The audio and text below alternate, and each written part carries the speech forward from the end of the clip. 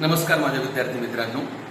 आता परत एकदा आपण आजपासून व्हिडिओ लेक्चर्सला स्टार्ट करतो आहोत. आज आपण मॅथमॅटिक्स 1चा तिसरा लेसन बघायला सुरुवात करणार आहोत. कारण आपल्याला माहिती आहे मॅथ 1चे आपले ऑलरेडी 2 धडे झालेले आहे. मॅथ 1चा पहिला धडा होता आपला 2 चलातील रेषीय समीकरणे, लिनियर इक्वेशन्स इन 2 व्हेरिएबल.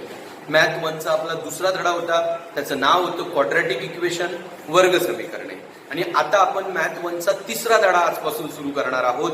आणि मॅथ 1चा गणित भाग 1चा हा जो तिसरा धडा आहे याचं नाव आहे मॅथ 1चा आपण तिसरा धडा स्टार्ट करतोय. लक्षात ठेवा, नाव आहे अंकगणिती श्रेणी, अरिथमेटिक प्रोग्रेशन. काय नाव आहे या धड्याचं? अंकगणिती श्रेणी, अरिथमेटिक प्रोग्रेशन. अरिथमेटिक प्रोग्रेशन हा जो धडा आहे ना, अंकगणिती श्रेणी हा जो धडा आहे ना, हा खूप सोपा आहे. जर तुम्ही सिस्टमॅटिक जर का हा धडा बघितला ना, तर मला वाटतं तुम्हाला हा धडा सगळ्यांना चांगला जमणार आहे. म्हणून जी मुलं आतापर्यंत व्हिडिओ बघण्यासाठी आळस करत होती त्या मुलांना पण माझी रिक्वेस्ट आहे की तुम्ही हा धडा तरी मात्र छान प्रकारे कव्हर करण्याचा प्रयत्न करा. ज्यांनी ऑलरेडी मॅथ 1 साठी रजिस्टर बनवलेले, रजिस्टर बनवलेले, त्यांनी 1-2 पेज सोडून तिसरा धडा त्याच रजिस्टरमध्ये लिहायला सुरू करू शकता. पण ज्या मुलांनी आणखी एकही रजिस्टर केलेलं नाहीये त्यांना मी रिक्वेस्ट करेल की त्यांनी नवीन रजिस्टर करा आणि आजपासून सगळ्या गोष्टी व्यवस्थित लिहायला सुरुवात करा. हा धडा छोटा पण आहे कारण या धड्यामध्ये आपल्याला फक्त 4 सराव संच शिकायचे. There are only 4 practice sets in this lesson. त्याच्यामुळे काही प्रॉब्लेम नाहीये. हा धडा आपण एकदम व्यवस्थित 1-2 आठवड्यात कंप्लीट करू शकतो. त्याच्यामुळे तुम्ही हा धडा आजपासून लगेच शिकायला सुरुवात करायची आहे. छान रजिस्टर बनवा. जी गणित मी तुम्हाला घरी सोडवायला देणार आहे ते तुम्ही व्यवस्थित सोडवा आणि मला ते व्हॉट्सअपवरती फोटो काढून दाखवा, माझ्याकडून चेक करून घ्या आणि करा, तर आपला अभ्यास व्यवस्थित पुढे जाईल. ओके, तर आजपासून आपण हा मॅथ 1चा तिसरा धडा स्टार्ट करतोय. धड्याचं नाव आहे अंकगणिती श्रेणी, लेसन नंबर 3, अरिथमेटिक प्रोग्रेशन. त्याच्यामध्ये एकूण सराव संच 4 आहे, टोटल प्रॅक्टिस सेट्स 4 आहे. आणि आता आपण आज पहिला प्रॅक्टिस सेट स्टार्ट करतोय. या पहिल्या प्रॅक्टिस सेट्स मध्ये मला तुम्हाला 3 गोष्टी शिकवायच्या आहे बाळांनो. किती गोष्टी शिकवायच्या आहेत? 3. तर त्यातली पहिली गोष्ट आपल्याला अंकगणिती श्रेणी म्हणजे काय हेच शिकायचं आहे. What is mean by arithmetic progression? कशाला म्हणतात अरिथमेटिक प्रोग्रेशन? कशाला म्हणतात अंकगणिती श्रेणी? तेच आपल्याला शिकायचं आहे. तत्पूर्वी सगळ्यात पहिल्यांदा क्रमिका काय चीज आहे हे समजून घेण्याचा प्रयत्न करा. क्रमिका म्हणजे सिक्वेन्स. सिक्वेन्स कशाला म्हणतात? संख्येची कोणती पण जी यादी असते ना, यादी, लिस्ट ऑफ नंबर्स, एक विशिष्ट पद्धतीची यादी असू शकते ती, त्याला क्रमिका म्हणतात. उदाहरणार्थ 1, 2, 3, 4 ह्या सगळ्या नैसर्गिक संख्या आहे बघा, तर याला काय म्हणणार आपण? क्रमिका. उदाहरणार्थ 1, 10, 100, 1000 ही पण एक विशिष्ट पद्धतीने मांडलेली यादी आहे. तर संख्यांची जी यादी असते ना बाळांनो, कशीही असू शकते ती, कशी पण असू शकते ती, तिच्यामध्ये काही ना काही एखादा गुणधर्म लपलेला असू शकतो. पण अशी जी संख्यांची यादी असते ना बाळांनो, संख्यांची जी यादी असते ना, तिलाच म्हणतात क्रमिका. काय म्हणतात तिला? क्रमिका. ही सिक्वेन्स आहे बाळांनो. संख्यांची काय आहे? सिक्वेन्स, क्रमिका. क्रमिकामध्ये शिकण्यासारखं एवढं काही नाहीये, पण तुम्ही लक्षात घ्या की याला क्रमिका म्हणतात. काय म्हणतात याला? क्रमिका. म्हणजे संख्यांची जी यादी असते का, त्यालाच काय म्हटलं जातं? क्रमिका. म्हणजे list of numbers. It is called as a sequence. परीक्षेत क्रमिकेच्या संदर्भात तुम्हाला काहीच प्रश्न नाहीये, पण तुम्हाला क्रमिका काय आहे हे कळावं म्हणून मी इथे तुम्हाला 5 एक्झाम्पल दाखवले.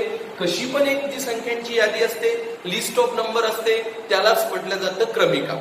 आता ऍक्च्युअल आपल्याला शिकायचं आहे अंकगणिती श्रेणी म्हणजे काय. तर इकडे लक्ष द्या तुम्ही. अंकगणिती श्रेणी, अंकगणिती श्रेणी, अरिथमेटिक प्रोग्रेशन नेमकं कशाला म्हणतात? ओके, तर ही ज्या क्रमिका असतात ना, ज्या सिक्वेन्स असतात का, त्यांनाच अंकगणिती श्रेणी म्हणतात, त्यांनाच अरिथमेटिक प्रोग्रेशन म्हणतात. पण त्या क्रमिका कशा असू शकतात बघा. आता तुम्हाला मी 2 प्रकारच्या क्रमिका दाखवणार आहे, तुम्ही त्या बघण्याचा प्रयत्न करा.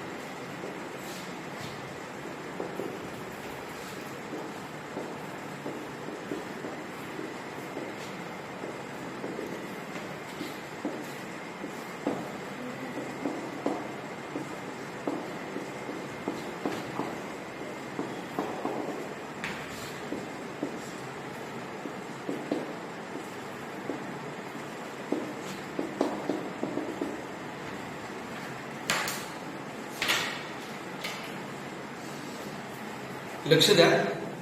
आता आपण नेमकं अंकगणिती श्रेणी म्हणजे काय हे समजून घेणार आहोत बाळांनो. हा पहिला पॉईंट आहे आपला. अंकगणिती श्रेणी कशाला म्हणायचं, कारण या धड्याचं नावच अंकगणिती श्रेणी आहे, अरिथमेटिक प्रोग्रेशन. तर मी दोन प्रकारचे सिक्वेन्स दाखवतोय तुम्हाला, दोन प्रकारच्या संख्यांच्या याद्या दाखवतोय, दोन प्रकारच्या क्रमिका दाखवतोय. ही क्रमिका बघा 3, 8, 13, 18 आणि इकडची क्रमिका बघा 2, 4, 7, 12, 22. ही क्रमिका बघा 25, 50, 75, 100. ही क्रमिका बघा 17, 12, 5, 1. ही क्रमिका बघा 6, 10, 14, 18, 22 द्यायच्या. ही संख्यांच्या याद्या आहेत. पण तुम्ही जर नीट बघितलं ना, ह्याच्या संख्यांच्या याद्या मी मांडलेल्या आहे ना अलीकडच्या, या संख्यांच्या याद्यामध्ये एक गुणधर्म लपलेला आहे, एक विशिष्ट बाब लपलेली आहे. ती कोणती बघा, या लिस्ट मध्ये तुम्ही जर बघितलं या दोन संख्यांमधला जो गॅप आहे ना तो 5चा आहे बघा. 3 आणि 5 8 होतात बघा. इथं तुम्ही या दोन संख्यांमध्ये गॅप बघा, तो पण 5चाच आहे. इथं तुम्ही या दोन संख्यांमध्ये फरक बघा, तो पण 5चाच आहे. असा हा सारख्या फरकाने या वाढत चाललेला आहे बघा. 3 आणि 5 8, 8 आणि 5 13, 13 आणि 5 18. एकाच अंकाने ही वाढत चाललेली आहे. पण इकडे जर तुम्ही बघितलं तसं दिसणार नाही तुम्हाला. इथे 2 ने वाढलेली ती 2 आणि 2 4, पण इथं लगेच कितीने वाढलेली 3 ने, इथं लगेच कितीने वाढलेली 5 ने, इथं लगेच कितीने वाढलेली 7 ने. काही तारतम्य नाही बघा वाढण्याचे. इकडे मात्र कसं आहे, सारखा दोन क्रमागत असलेल्या अंकांमधला फरक जो आहे ना तो सारखा आहे बघा. जसं की हे 5 ने वाढत गेलेले, इथं जर बघितलं तुम्ही तर 25 ने वाढत गेलेले दिसतंय का तुम्हाला. पहिल्या आणि दुसऱ्यामध्ये पण 25 ने फरक आहे आणि त्याच्यात पण 25चाच फरक आहे. हा इथे बघा 4चा फरक आहे बघा. 4 हे पण 4 ने वाढलं, हे पण 4 ने वाढलं, हे पण 4 ने वाढलं. कारण 6 4 10 10 4 14 14 4 18 18 4 22 बरोबर. इथे पण बघा 2 ने वाढत गेलेले. जरी चिन्ह मायनस असलं तरी 2 ने वाढत गेल्यासारखं वाटतं आपल्याला. ऍक्च्युअली ते 2 ने कमी होत गेलेले, पण तुम्ही समजून घ्या 2 4 6 8 10 चिन्ह मायनसही असू शकतं. इथे बघा 15तून 2 कमी झालेले आहे, 15तून 2 कमी झालेले 13 बनले, 13तून 2 कमी झालेले 11 बनले, 11तून 2 कमी झालेले 7 9 बनले, 9तून 2 कमी झालेले 7. तुम्ही बघताय का याच्या संख्यांच्या याद्या दाखवतोय ना मी तुम्हाला 8. तर या याद्यांमध्ये तुम्हाला लक्षात येत असेल की पहिल्या पदापासून दुसरा पद जेवढ्या अंकाने वाढतो, दुसऱ्यापासून तिसरा पण तेवढ्याच अंकाने वाढतो. असं सारख्या अंकाने जर का एखादी यादी वाढत जात असेल किंवा सारख्या अंकाने जर का एखादी यादी कमी होत येत असेल तरी पण त्याला काय म्हटलं जातं, अंकगणिती श्रेणी. हा अंकगणिती श्रेणीचा अर्थच आहे. म्हणून मी वरती नाव पण टाकलेले अंकगणिती श्रेणी आहे, अरिथमेटिक प्रोग्रेशन. कारण याच्यामध्ये दोन क्रमागत अंकांचा जो गॅप आहे ना, जो फरक आहे ना, तो एकदम सारखा असतो. म्हणून याला अंकगणिती श्रेणी म्हणतात. पण इकडे जर तुम्ही बघितलं तर हे 2चं 4 होताना 2 ने वाढलं, पण 4चं 7 होताना कितीने वाढलेले ते 3 ने, आणि 7चं 12 होताना कितीने वाढलेले 5 ने. काही तारतम्य नाहीये. जर ते सारख्या अंकाने वाढत गेलेलं असतं तर याला सुद्धा आपल्याला अरिथमेटिक प्रोग्रेशन म्हणावं लागलं असतं. पण हे सारख्या अंकाने वाढत नाही गेलेले ना, म्हणून याला आपल्याला नॉट अरिथमेटिक प्रोग्रेशन म्हणावं लागतं, अंकगणिती श्रेणी नाही म्हणावं लागतं. उदाहरणार्थ इथे बघा 17 आणि 12 मध्ये जर तुम्ही बघितलं ना तर 5 ने कमी झालेले आहे. पण हे 12चं 5 होताना 7 ने कमी झालेले आहे, आणि हे 5चं 1 होताना 4 ने कमी झालेले आहे. हे 5 ने कमी, हे 7 ने कमी, असं काहीतरी तारतम्य नाहीये, एक फिक्स स्ट्रक्चर नाहीये. तर ज्या यादीमध्ये, ज्या सिक्वेन्समध्ये सारख्या अंकांचा फरक नसतो त्याला अंकगणिती श्रेणी नाही म्हणतात, नॉट अरिथमेटिक प्रोग्रेशन. आणि ज्या अंकांमध्ये सारखा फरक असतो, जसं इथं 5 5चा फरक आहे, इथं 25 25चा फरक आहे, इथं 4 4चा फरक आहे, इथं 2 2चा फरक आहे, इथं तुम्ही जर का बघितलं तर ऋण 2चा फरक आहे, इथं जर बघितलं तर 5 5चा फरक आहे, इथं जर बघितलं तर 25 25चा फरक आहे, इथं जर बघितलं तुम्ही तर 7 7चा फरक आहे. तर अशा ज्या याद्या असतात यांना म्हटलं जातं अंकगणिती श्रेणी. मी फक्त तुम्हाला अंकगणिती श्रेणीचा अर्थ समजावून सांगण्याचा प्रयत्न करतोय, मी आणखी तुम्हाला गणित शिकवलेलं नाहीये. तर तुम्ही लक्षात घ्या की what is mean by arithmetic progression. अंकगणिती श्रेणी म्हणजे काय? अंकगणिती श्रेणी म्हणजे अशी यादी, अशी क्रमिका, अशी लिस्ट, अशी सिक्वेन्स की ज्यात दोन क्रमागत अंकांचा फरक कसा असतो, सारखा, म्हणजे गॅप सारखा असतो. असं आपण गावठी भाषेत लक्षात ठेवलं तरी चालेल. 2 अंकांमधला जो फरक असतो तो सारखा असतो, त्यालाच म्हणतात अंकगणिती श्रेणी. लक्षात ठेवा, तुम्ही अर्थ लक्षात ठेवण्याचा प्रयत्न करा. तुम्हाला अंकगणिती श्रेणी म्हणजे काय याचा अर्थ नक्कीच कळालेला असणार आहे. आता आपण टू द पॉइंट सुरू करू. या सराव संचात तुम्हाला मला 3 गोष्टी शिकवायच्या आहेत. त्यातली ही पहिली गोष्ट, काय आहे की आपल्याला ते अशी क्रमिका देतात, म्हणजे एक संख्यांची यादी देतात आणि आपल्याला ठरवायला लावतात की हा अंकगणिती श्रेणी आहे किंवा नाही ठरवा.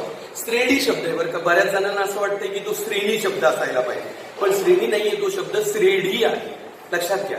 In English progression, arithmetic progression. तर ही अंकगणिती श्रेणी आहे की नाही आपल्याला ठरवायचं. कसं ठरवलं जातं जरा समजून घेण्याचा प्रयत्न करा. ही एक यादी आहे आणि ही अंकगणिती श्रेणी आहे का, तसं नजरेने तर कळूनच जाणार आहे. आता जर का तुम्ही थोड्या वेळापूर्वीच जर का व्यवस्थित समजलेलं असेल तुम्हाला, तर तुम्हाला माहित झालेलं आहे की सारखा जर फरक असेल तर अंकगणिती श्रेणी आहे आणि सारखा जर फरक नसेल तर अंकगणिती श्रेणी नाही. तुम्ही इथे चेक करा. 7 आणि 4 11, 11 आणि 4 15, 15 आणि 4 19, सारखा फरक आहे, सारख्या अंकाने वाढत गेलेली, म्हणून ही अंकगणिती श्रेणी आहे. पण आपल्याला याचं उत्तर नेमकं कसं एक्सप्लेन करावं लागतं ते समजून घ्या. सगळ्यात पहिल्यांदा काय करायचं बघा, हा जो पहिला टर्म आहे का याला T1 म्हणतात. T1 ही बघा सफिक्स लिहायचं 1. T1 काय आहे हे टी वगैरे असं T10 जर असलं तर याला 10वे पद म्हणतात. 10वे पद, 10th टर्म. ज्या क्रमांकाचं पद आहे त्याच्या सफिक्स तो अंक लावला जातो. समजा इथं T2 लिहिलं त्याचा अर्थ असतो दुसरे पद म्हणजे सेकंड टर्म. लक्षात ठेवा. T17 असेल तर याला वाचता काय 17वे पद म्हणजे 17th टर्म. ओके, म्हणजे ते जे पद असतं का त्याला ह्याचं नाव दिलेलं असतं. T5 असेल तर याला 5वे पद म्हणतात. काय म्हणतात त्याला 5वे पद, 5th टर्म. लक्षात ठेवा तुम्ही. हे पदांची नावं असतात बाळांनो. T1, T2, T3 whatever. आता तुम्ही इथं जर बघितलं ना तर इथे मी तुम्हाला किती पद दिलेले 4. हे पहिलं जे T1 7 आहे, त्याच्यानंतर याला T2 म्हणतात. T2 बरोबर 11 आहे. याला T3 म्हणतात. T3 बरोबर 15 आहे आणि याला T4 म्हणतात. T4 बरोबर 19 आहे. असे 4 पद लिहून घ्यायचे हा बाळांनो. जनरली प्रत्येक गणितामध्ये 4च पद देतात. कधी कधी 3 पद देतात तर कधी कधी जास्त पण देऊ शकतात, पण जनरली 4 देण्याची पद्धत आहे. यांना पद म्हणतात. इंग्लिशमध्ये यांना टर्म्स म्हणतात. Terms, first term, second term, third term and fourth term. पहिला पद T1 बरोबर 7, दुसरा T2 बरोबर 11, तिसरा T3 बरोबर 15, T4 बरोबर 19. जमेल एवढं. मग आता फरक काढायचा वेगळे. पहिला फरक T2 मायनस T1 म्हणजे पुढच्या T2 मागचा. मग नंतर T3 मायनस T2 आणि मग नंतर T4 मायनस T. लक्षात ठेवा तुम्हाला असे फरक काढावे लागतात. 3 फरक. जर 4 पद असेल ना तर पहिला फरक काढताना सेकंड टर्म मधून पहिल्या टर्म वर टाकायचा. T2 minus T1, T2 minus T1, मग T3 मायनस T2 आणि मग T4 मायनस T. पुढच्या T2 मागचा T वजा करत चालायचं. लक्षात राहील तर तुम्हाला फरक काढण्याचं सूत्र. पहिला फरक कसं काढणार तुम्ही, T2 मधून T1 वजा काढा. T2 किती 11, त्याच्यातून हे वजा करा 7. 11 तून 7 गेले, खाली गेले 4. म्हणजे फरक किती आला तुम्ही जर नीट बघितलं तर 4 आला बघा.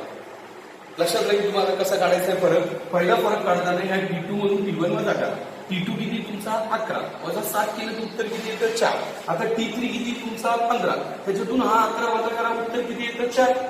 आता T4 किती तुमचा 19, त्याच्यातून हा T3 म्हणजे 15 वजा करा, उत्तर किती येतं 4. आणि असं जर प्रत्येकाचा फरक सारखा आला तर ही अंकगणिती श्रेणी आहे. तेव्हा अशी 2 वाक्य लिहावे लागतात बघा. तुम्ही लक्षात घ्या. असं लिहावं लागतं. येथे साधारण फरक D म्हणतात त्याला. D स्थिर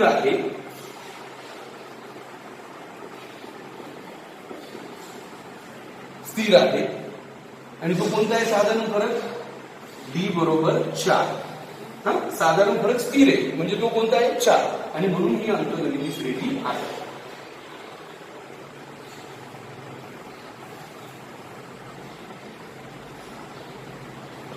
कसं लिहायचं बघून घ्या इंग्लिशमध्ये. हिअर कॉमन डिफरन्स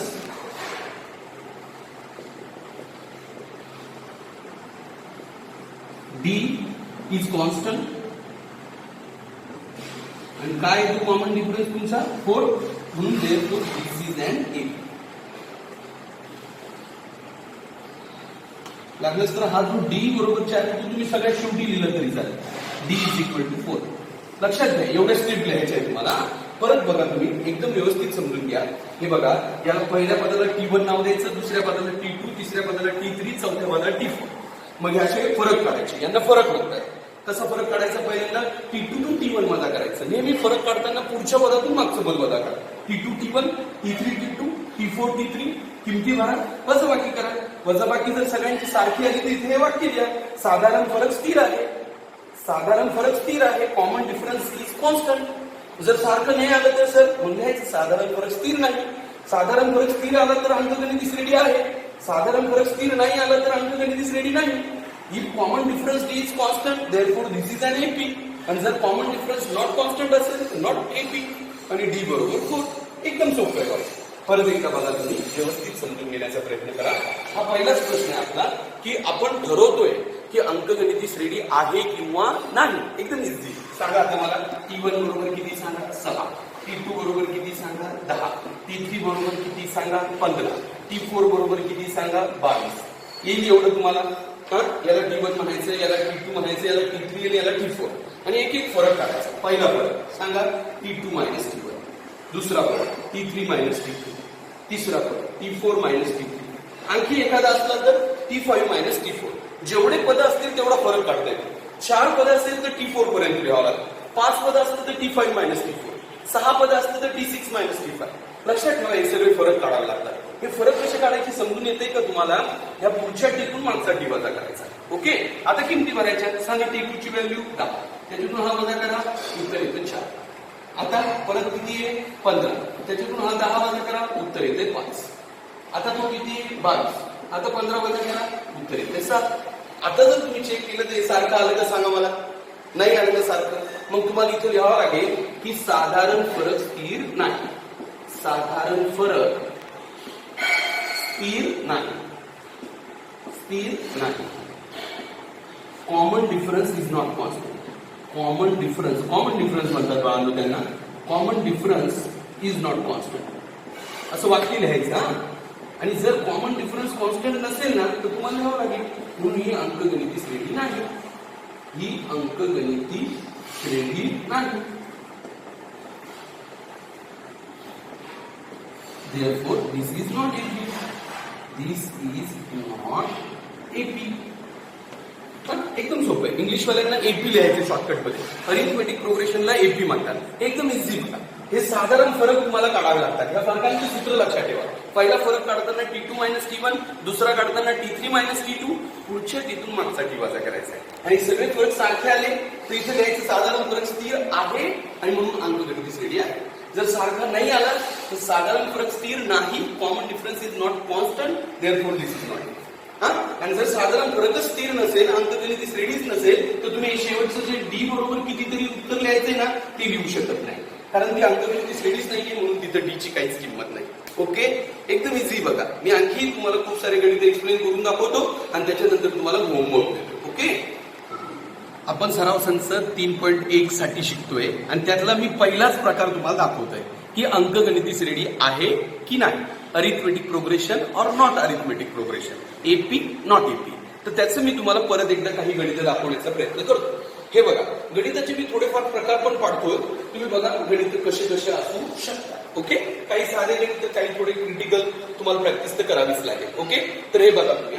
आता तुम्हाला ठरवल्याप्रमाणे याला T1 म्हणतात, हे लक्षात आले. T1 बरोबर 6, याला T2 म्हणतात, T2 बरोबर 11, याला T3 म्हणतात, T3 बरोबर 16, याला T4 म्हणतात, T4 बरोबर 21. असं गॅप देऊन लिहायचं सगळं. हे T1 आहे, हे T2 आहे, हे T3 आहे, हे T4 आहे. T1 म्हणजे पहिलं पद, फर्स्ट टर्म. T2 म्हणजे दुसरं पद म्हणजे second term, third term, fourth term. असे किती पण पद असू शकतात. ओके, आणि आता फरक काढायचा. पहिला फरक T2 मायनस T1, दुसरा T3 मायनस T2, तिसरा T4 मायनस T3. हे तुम्हाला लक्षात येतंय का सगळ्यांना? हे सूत्र कशी लिहितो मी समजतंय का तुम्हाला? हे बघा, प्रत्येक वेळा तुम्हाला दुसऱ्या पदातून पहिलं पद वजा करायचंय म्हणून T2 मायनस T1च राहील. T3 minus T2, T4 minus T3. हे फरक काढतोय आपण, दोन पदातले फरक काढतोय आपण. हे सूत्र तुम्हाला लक्षात ठेवायचं. आता T2 11 आहे, त्याच्यातून 6 वजा करा, उत्तर किती येतं सांगा? 5. आता T3 बघा 16 आहे, त्याच्यातून तुम्ही तो हा 11 वजा करा, उत्तर किती येतंय? 5. आता T4 जर बघितलं तर 21 आहे, त्याच्यातून परत हा 16 वजा करा, तर उत्तर किती येतंय? 5. सगळे फरक कसे आहेत? सारखे. म्हणून हे वाक्य लिहायचं, साधारण फरक स्थिर आहे. साधारण फरक स्थिर आहे. म्हणून ही अंकगणिती श्रेणी आहे. मराठीवाल्यांनी हे वाक्य लक्षात ठेवा, ही अंकगणिती श्रेणी आहे. इंग्लिशवाले common difference is not constant. Common difference is is not constant. Therefore, this is not a B. This is not A dot B. And sorry, this is A. Common difference is constant. Constant I am very sorry. Therefore, this is AP. Common difference constant आहे, सारखा आलाय, अंकगणिती श्रेणी आहे. आणि जर ती अंकगणिती श्रेणी असेल तर तुम्हाला साधारण फरक घेऊन दाखवायचा आहे. डी ची किंमत किती आली? डी ची किंमत 5. त्यालाच डी म्हणतात, त्यालाच साधारण फरक म्हणतात. हे कधी असणार? फक्त अंकगणिती श्रेणी असेल तर. एकदम सोप्या स्टेप आहे. तुम्हाला कोणती पण स्टेप नाही कळाली की तुम्ही मला विचारू शकाल, फोन करून तुम्ही विचारा, मला काही प्रॉब्लेम नाहीये. पण एकदम असंच तुम्हाला लिहायचं आहे. हे 2 वाक्य तुम्ही पाठ करा. साधारण फरक स्थिर आहे, अंकगणिती श्रेणी आहे, common difference is constant and therefore this is it. यांची एक गणित दाखवतो तुम्हाला. आता बघा, या गणितात आणि त्या गणितात थोडासा डिफरन्स आहे. आता सांगा मला पटकन, T1 बरोबर किती सांगा? 17. T2 बरोबर किती आहे? 14. T3 बरोबर किती आहे? 11. T4 बरोबर किती आहे? 8. आहे की नाही? सगळे टी दिलेले आपण. आता पहिला T, T2 मायनस T1. दुसरा फरक T3 मायनस T2. तिसरा फरक T4 मायनस T3. हे समजतंय का सगळ्यांना? हे समजतंय का फरक कसे काढतो आपण? पहिला फरक काढताना T2 मायनस T1, दुसरा फरक काढताना T3 मायनस T2, असं पुढच्या टीतून मागचा टी वजा करा. ओके. आता सांगा इथे कोण आहे? 14. त्याच्यातून 17 वजा करायचे. आता बघा, असं पण येऊ शकता. ही अंकगणिती श्रेणी वाढत नाही गेलेली, कमी होत गेलेली असू शकतं असं. मग 14तून 17 कुठे वजा होत असतात? 17तून 14 वजा करा, नंतर मायनस 3 घ्या. चालतं, असंही येऊ शकतं. इथे 11 मायनस 14, उत्तर मायनस 3. इथे 8 मायनस 11, परत उत्तर मायनस 3 येऊ शकतं असं कधी कधी. पण तरी ते सारखंच आलेलं आहे, म्हणून तुमचं ते वाक्य फिक्स आहे. काय? की साधारण फरक स्थिर आहे, साधारण फरक स्थिर आहे, म्हणून ही अंकगणिती श्रेणी आहे.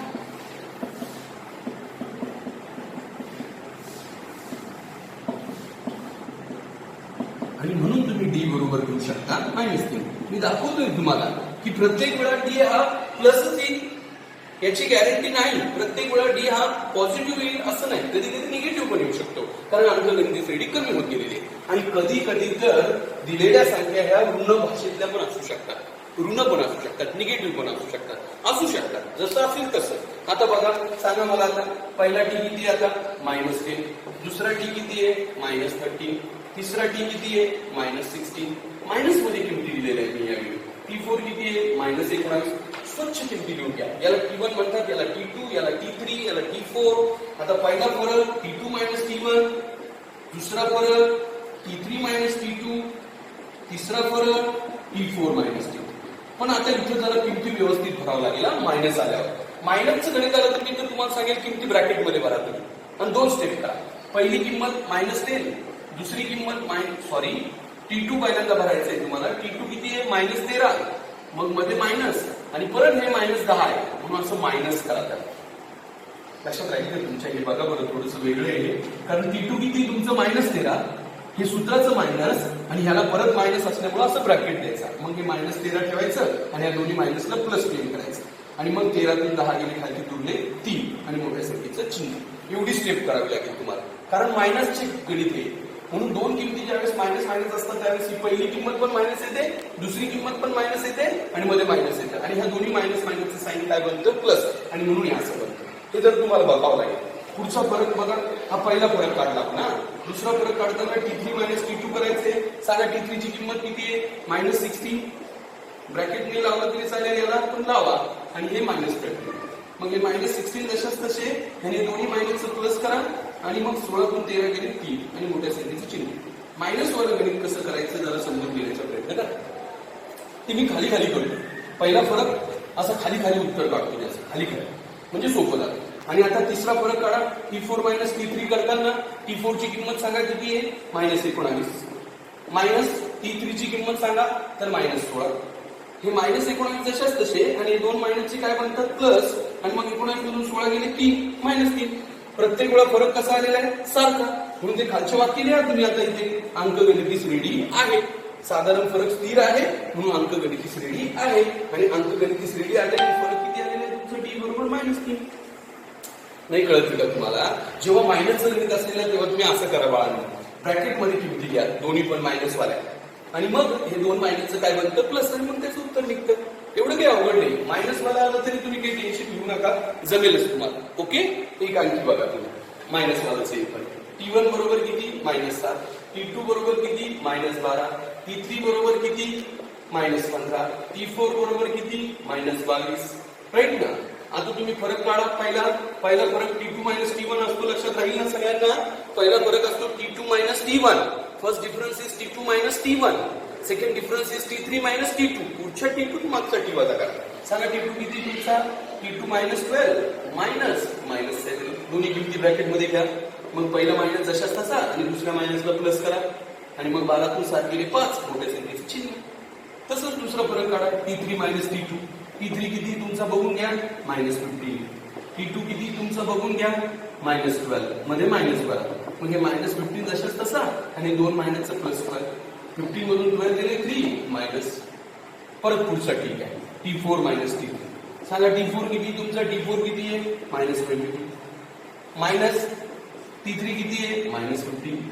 हे -22 जशाच तसे आणि दोन्ही मायनसचे प्लस करा आणि 15 मधून 25 गेले तर 7 -7. आता जर तुम्ही चेक केलं तर हा -5 आन्सर आला, हा -3 आला, हा -7 आला. म्हणून तुम्हाला लिहावं लागेल साधारण फरक स्थिर नाही. साधारण फरक स्थिर नाही. साधारण फरक स्थिर नाही आणि म्हणून ही अंकगणिती श्रेणी नाही.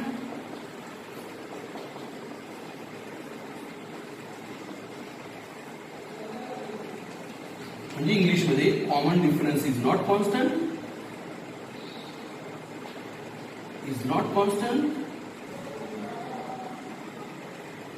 therefore this is not equal.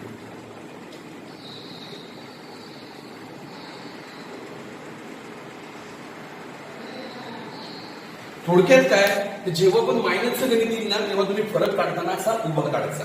3 step करा तुम्ही एकदम छान पैकी, तर तुम्हाला जमून जाईल मायनसच्या गणितात. हा, आणि प्लस वाला गणित असेल तर मग काय डायरेक्ट समोर वजाबाकी करा. तरी पण वजाबाकी 2 प्रकार पडतात. साधी वजाबाकी 11तून 6 गेले 5 आणि ही अशी उलटी वजाबाकी 14तून 17 गेले -3. काही पण होऊ शकतं. आणि एकच गोष्ट लक्षात ठेवायची, सगळे फरक सारखे आले तर अंकगणिती श्रेणी आहे, नाही आले तर अंकगणिती श्रेणी नाही. सराव संच 3.1 साठी आपण पहिला मुद्दा शिकतोय की दिलेली यादी, दिलेली क्रमिका ही अंकगणिती श्रेणी आहे किंवा नाही. आणि असेल तर साधारण फरक लिहा. असेल तरच डी लिहायचं. साधारण फरक म्हणजे डी. हा, म्हणजे इंग्लिशमध्ये एपी की नॉट एपी.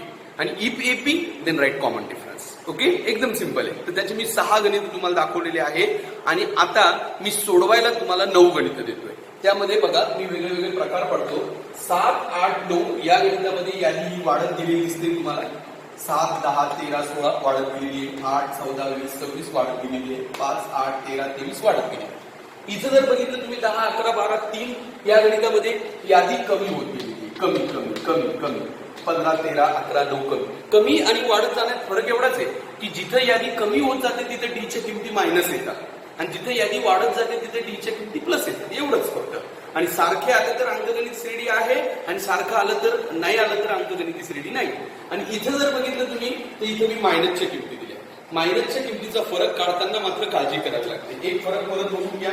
T2 - T1 तुम्ही त्यावेळेस कराल ना, त्यावेळेस T2 ची किंमत किती आहे? -6. T1 ची किंमत किती आहे? -2.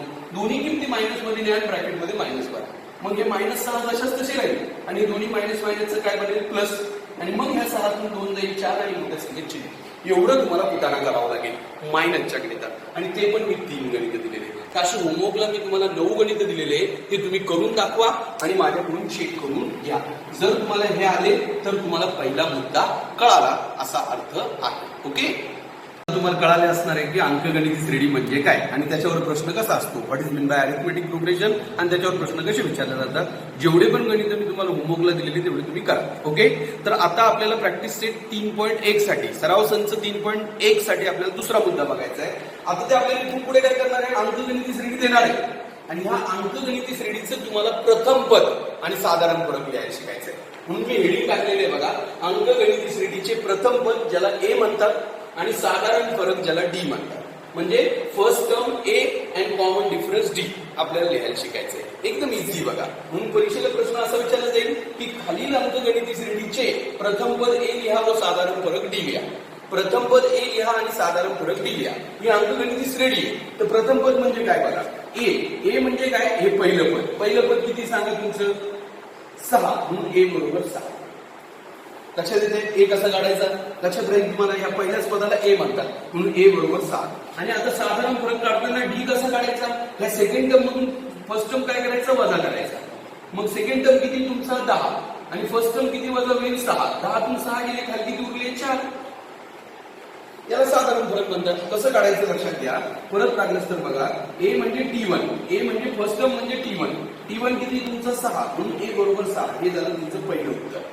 पहिला पद कसं काढायचं, पहिला टर्म ए म्हणजे फर्स्ट टर्म, तसं ए म्हणजे T1 म्हणजे पहिलं पद किती 6. आणि डी काढताना काय करायचं, T2 मायनस T1 करायचं. हे T2 किती 10, त्याच्यातून 6 वजा करा, उत्तर किती येतं 4 झालं. आता निमाग द्या लागलंच तर. म्हणून प्रथम पद किती आलंय तुमचं, प्रथम पद किती आहे 6, याला फर्स्ट टर्म म्हणता तुम्ही. आणि दुसरं साधारण फरक किती आलाय, साधारण फरक ज्याला कॉमन डिफरन्स म्हणतात तुम्ही. साधारण फरक कॉमन डिफरन्स किती आलाय तुमचा, तो पण तुम्ही लिहा. Common difference is equal to 4. असं तुम्हाला करायची काय, एकदम इझी आहे. हे काही अवघड नाहीच आहे, हे तुम्हाला लगेच जमून जाईल सगळ्यांना. ओके, फर्स्ट टर्म आणि कॉमन डिफरन्स काढायची काय. परत बघा, सांगा मला. फर्स्ट टर्म म्हणजे ए, ज्याचं सूत्र काय असणार T1. ए म्हणजे T1 म्हणजे पहिलं पद किती आहे 0.3 झाला ए. आणि डी कसा काढायचा, डी साठी सूत्र लिहा T2 मायनस T1. तुम्ही T2 मायनस T1च नाही, T3 मायनस T2 पण करू शकता, T4 मायनस T3 पण करू शकता. कोणत्या पण पुढच्या टी मधून मागचा टी वजा करा, लक्षात जाईल. आता सांगा T2 किती तुमचा 0.5 आणि 0.3 वजा करा. 0.5 मधून 0.3 गेलं तर 0.2 उरतं बघा. डी बरोबर 0.2 आणि मग खाली आहे. म्हणून प्रथम पद किती तुमचं, प्रथम पद किती आहे 0.3 आणि साधारण फरक किती तुमचं, साधारण फरक आहे 0.2. एकदम इझी बघा, असं लिहा तुम्ही, एकदम इझी, काहीच अवघड नाही. जमेल तुम्हाला सगळ्यांना. तोच प्रश्न शिकतोय आपण की प्रथम पद लिहा आणि साधारण फरक लिहा. आणखी 2 गणित आहे माझ्याकडे, ते पण करून दाखवतो. सांगा प्रथम पद ए बरोबर T1 म्हणजे किती 15, म्हणून प्रथम पद किती आलं तुमचं 15. First term is equal to 15. आणि आता डी काढताना T2 मायनस T1 करा. T2 किती तुमचा 12, त्याच्यातून 15 वजा करा, तर उत्तर -3 येते बघा. आणि मग रिमार्क द्या, therefore first term is equal to 15 and common difference is equal to -3. येते ना लक्षात, एकदम इझी. कारण या सगळ्या एपी आहेच ऑलरेडी, ह्या एपी ह्या अरिथमेटिक प्रोग्रेशन्स आहेच, या अंकगणिती श्रेण्या आहेच. तर तुम्ही त्याचं ए आणि डी लिहून दाखवा. ए म्हणजे फर्स्ट टर्म प्रथम पद आणि डी म्हणजे साधारण फरक कॉमन डिफरन्स. ओके, सांगा आता याचं ए सांगा. ए कोणता याचा, ए म्हणजे पहिलं पद किती तुमचं -25. लक्षात येतं तुम्हाला कसं घ्यायचं. आणि डी म्हणजे काय, फरक. T2 मधून T1 वजा करा, मायनस वाला असेल तर ब्रॅकेट लावा, -50 त्याच्यातून -25, मग -50 जशाच तसा. आणि हे दोन्ही मायनसचं काय बनतं +25 आणि मग 25 वजा बाकी करून -25 येतं. लक्षात राहील तुम्हाला सगळ्यांना, एकदम सोपं आहे बघा. हे T1 आहे, T2 आहे, T3 आहे, T4. तर डी काढताना हे T2 तून T1 वजा करा, T2 ची किंमत T1 ची किंमत मध्ये मायनस, असं व्यवस्थित लक्षात घ्या. प्रथम पद किती तुमचं, प्रथम पद आहे तुमचं -25 आणि साधारण फरक किती तुमचा, तो पण आहे -25. असं तुम्हाला लिहायला शिकायचं आहे. एकदम इझी आहे, याच्यात काहीच अवघड नाहीये. हे तुम्ही गणित व्यवस्थित समजून घ्या. 4च्या 4 परत बघा तुम्ही व्हिडिओ, आणि हे तुम्ही राहिलेले 5 गणित मला करून दाखवा. हे अंक बघा 7, 12, 17, 22, 25, 31, 37, 43, 21, 19, 17, 15, 0.5, 1, 1.5, 2, -5, -8, -11, -14. हे करा. या प्रत्येक अंकगणिती श्रेण्या आहेच या. आता इथून पुढे तुम्हाला पूर्ण धडा अंकगणिती श्रेण्या असतानाचाच बघायचा आहे. Okay, it's very easy. आता आपली दुसरी गोष्ट पण झाली. दुसऱ्या याच्यात काय बघितलं आपण की मी तुम्हाला अंकगणिती श्रेणी देतोय आणि तुम्ही मला ए आणि डी च्या किमती लिहून दाखवताय. म्हणजे मी तुम्हाला अरिथमेटिक प्रोग्रेशन देतोय, तुम्ही ए आणि डी च्या किमती लिहून दाखवताय. आणि आता तिसरी गोष्ट ही त्याच्या उलटी. आता मी तुम्हाला ए आणि डी देणार आहे की एक अंकगणिती श्रेणी जिचं प्रथम पद किती आहे, फर्स्ट टर्म किती आहे 7 आणि डिफरन्स कितीचा आहे 4चा. तर तुम्ही ती मला ए टी लिहून दाखवा. एकदम इझी. आता हा उलटा प्रश्न झाला होता, म्हणून मी वरती लिहिलेले बघा की अंकगणिती श्रेणी लिहा, जेव्हा की ए आणि डी तुम्हाला माहिती आहे. तर तुम्ही अंकगणिती श्रेणी लिहिताना काय करायचं बघा, अशी 4 पद लिहा तुम्ही. किती पद लिहा? 4. पहिलं पद ज्याला T1 म्हणतात, दुसरं T2, तिसरं T3 आणि चौथं T4. पहिलं पद काढताना डायरेक्ट ए घ्या. T1 म्हणजे ए म्हणजे कोण आहे तुमचा? 7. लक्षात ठेवा, पहिलं पद काढताना पहिल्या पदालाच ए म्हणतात बघा, कारण ए म्हणजे फर्स्ट टर्म. म्हणून T1 बरोबर ए बरोबर 7. T2 काढताना मात्र हे T1 जे आहे ना त्याच्यात डी टाकायचं. T3 काढताना हे T2 मध्ये डी टाकायचं आणि T4 काढताना हे T3 मध्ये डी टाकायचं. कारण डी ने आपण ते पुढे लिहितो. डी म्हणजे डिफरन्स, तेवढ्याने ते पुढे लिहायचंय आपल्याला. म्हणून हे तुम्हाला फॉर्म्युले लक्षात ठेवावं लागेल की T1 काढताना ए घ्या आणि ए डायरेक्ट लिहून टाका. T2 काढताना T1 मध्ये डी टाका. T3 काढताना T2 मध्ये डी टाका. T4 काढताना T3 मध्ये डी टाका. आणि आता किमती भरा. कसं? हे T1 आलेलं आहे 7, त्याच्यात हा डी म्हणजे 4 प्लस करा, 7 आणि 4 11. परत ते 11 घ्या, त्याच्यात परत 4 प्लस करा 15. परत 15 घ्या, 15 4 प्लस करा 19 आणि मग घ्या अंकगणिती श्रेणी. म्हणून अंकगणिती श्रेणी. अंकगणिती श्रेणी कशी असणार? अंकगणिती श्रेणी इथे 2 बिंब लावा, एपी लिहा, 2 बिंब लावा आणि याच्याने बदल लिहा. पहिलं पद 7, दुसरं 11, तिसरं 15, चौथं 19 आणि डॅश. कारण कधी अंकगणिती श्रेणी ही संपत नसते, म्हणून तुम्हाला शेवटी डॅश दाखवावं लागतं. तर असं लिहायचंय तुम्हाला, एकदम इझी बघा. आणखी 2-3 गणित तुम्हाला करून दाखवतो आणि मग होमवर्कला देतो. आता बघा, ए बरोबर समजा 9 आहे आणि डी बरोबर समजा 5 आहे. आता कसं लिहिणार अंकगणिती श्रेणी? अंकगणिती श्रेणीमध्ये किती पद लिहितोय आपण? फक्त 4 लिहितोय आणि बाकी डायरेक्ट सांगतोय. आपण 5 पण लिहू शकतो, आपण 6 पण लिहू शकतो, पण कमीत कमी 4 लिहा. म्हणून सांगा पहिलं पद, दुसरं पद, तिसरं पद, चौथं पद. पहिल्या पदाला काय म्हणतात? T1, दुसऱ्याला T2, तिसऱ्याला T3, चौथ्याला T4. मग पहिलं पद म्हणजे ए, डायरेक्ट ए. दुसऱ्या पदाच्या वेळेस काय करायचं? पहिल्या पदाला तर एच म्हणतात बाळांनो, आणि ए किती तुमचा 9. असं तुटक लिहा थोडासा. T1 बरोबर ए बरोबर 9 लिहिलं तुम्हाला पहिलं पद. दुसरं पद काढताना T1 मध्ये डी टाका, तिसरं पद काढताना T2 मध्ये डी टाका, चौथं पद काढताना T3 मध्ये डी टाका. असं मांडणी करून घ्या. एकदा मांडणी करायला शिकायचं.